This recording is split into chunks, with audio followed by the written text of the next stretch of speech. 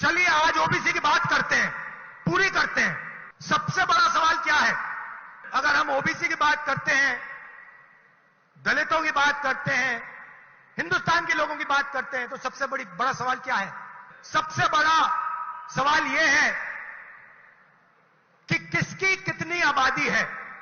हम जानते हैं कि हिंदुस्तान की सरकार में सेक्रेटरीज अगर आप देखें तो दलित, आदिवासी और ओबीसी वर्ग से सिर्फ 7% आते हैं।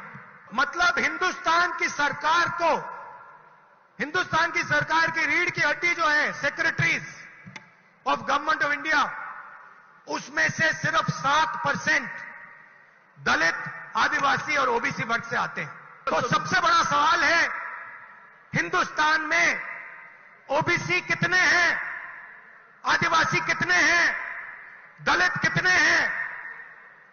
तो अगर हम धन बांटने की बात करें, अगर हम सत्ता बांटने की बात करें, तो पहला कदम यह होना चाहिए कि भैया किसकी कितनी आबादी है।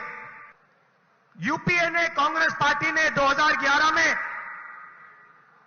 कास्ट बेस्ड सेंसस किया। पूरे देश की जातियों का डेटा उस सेंसस में है। मोदी जी, आप ओबीसी की बात करते हैं, उस डेटा को आप पब्लिक कर दीजिए, पता लग जाए देश में कितने ओबीसी हैं, कितने दलित हैं, कितने आदिवासी हैं।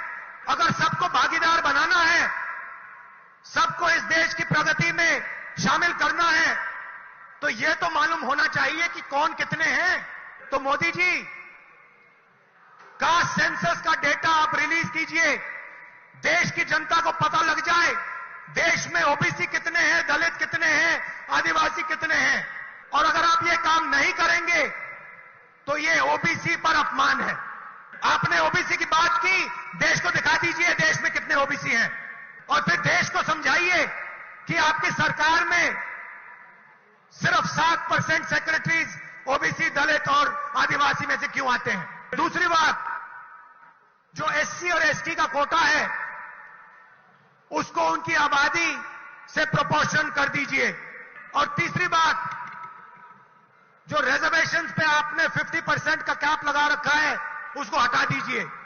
फिर बात करते हैं ओबीसी का अपमान कौन करता है।